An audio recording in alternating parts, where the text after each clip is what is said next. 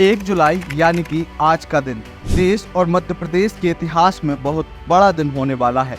मध्य प्रदेश के अंदर शहरी विकास को लेकर कई नियम कायदों में बड़े बदलाव किए जा रहे हैं और यह बदलाव सीधे तौर पर आम जनता यानी कि आपसे जुड़े हुए हैं। इसलिए आज के ये बदलाव आपको जानना बेहद जरूरी है।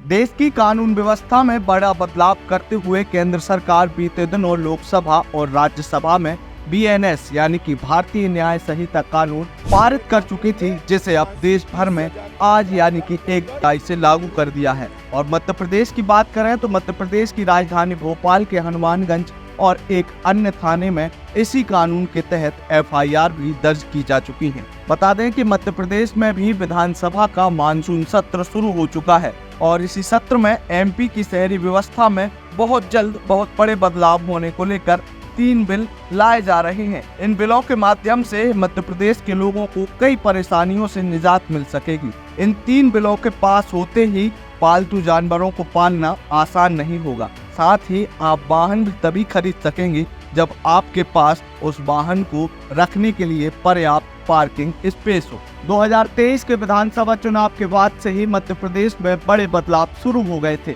चाहे शासन स्तर की बात करें या फिर प्रशासन स्तर की। लेकिन अब इसके साथ साथ शहरी और ग्रामीण व्यवस्थाओं को भी बदलने के लिए सरकार लगातार प्रयास कर रही है। शहरी व्यवस्था में सुधार के लिए जो 3 महत्वपूर्ण बिल लाए जा रहे हैं, उन बिलों में सबसे महत्वपूर्ण है कि शहरों में लोग मवेशियों और सड़कों पर पार्किंग से परेशान होते थे, अब उन्हें इससे निजात मिल सकेगी।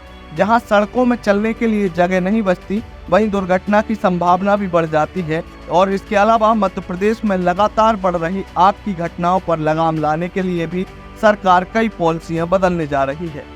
अब बारी बारी से जानते हैं इन बिल के बारे में कि आखिरकार इन बिलों के माध्यम से आपके जीवन में क्या परिवर्तन आएगा। सबसे पहले मध्य प्रदेश नगर पालिका पशुओं का रजिस्ट्रेशन एवं पार्किंग नियंत्रण नियम 2022, Madhya Pradesh parking policy fire and lift act भी जल्द ही पारित हो सकता है। मध्य प्रदेश के कई बड़े शहरों में आपको आसानी से सड़कों पर कई पालतू मवेशी घूमते हुए मिलते थे, जिसकी वजह से जाम तो लगता ही था, कई बार कई दुर्घटनाओं के साथ लोग घायल भी होते थे। ऐसे में अब आपको यह पालतू मवेशी सड़कों पर घूमते नहीं मिलेंगे।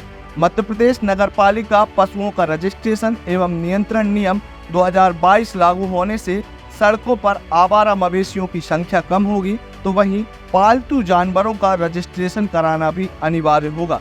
यदि आपका पालतू जानवर किसी पर हमला करता है तो पालक को इसकी भरपाई करनी पड़ेगी।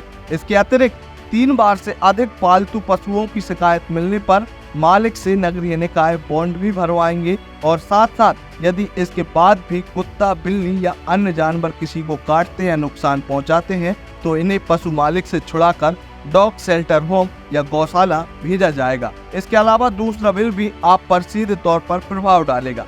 अब तक आप वाहन खरीदते थे तो आपको यह नहीं बताना होता था कि आपके पास वाहन खड़े करने के लिए पर्याप्त पार्किंग स्पेस है कि नहीं। लेकिन ये बिल पारित होने के बाद से मध्य प्रदेश में वाहन मालिकों पर भी बड़ा प्रभाव पड़ने वाला है। कोई भी वाहन खरीदते से ही अब वाहन मालिक को ये बताना होगा कि उसके पास वाहन खड़ा करने के लिए पर्याप्त पार्किंग स्पेस है या नहीं। यही नहीं, इस नियम के तहत शहरों में जितनी महंगी जमीन होगी उसी आधार पर पार्किंग शुल्क तय किया जाएगा। वाहन खरीदते समय ग्राहक को उसके पास गाड़ी खड़ा करने के लिए पर्याप्त स्थान भी बताना होगा।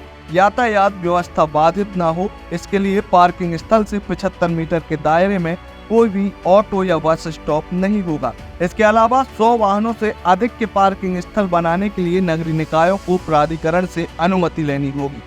बीते दिनों से मध्य प्रदेश के कई शहरों में लगातार आग लगने की घटनाओं में बढ़ोतरी देखने को मिली है, जिसमें मुख्य रूप से मध्य प्रदेश के मंत्रालय यानी कि वल्लभ भवन, सतपुड़ा भवन और जबलपुर में भी कई जगह आग हादसे हो चुके हैं। ऐसे में इन हादसों पर लगाम लगाई जा सके, उसको लेकर अब कड़े नियम लागू होने जा रहे हैं, जिसमें फायर ऑफिसर को मजिस्ट्रियल पावर दिए जा सकते हैं।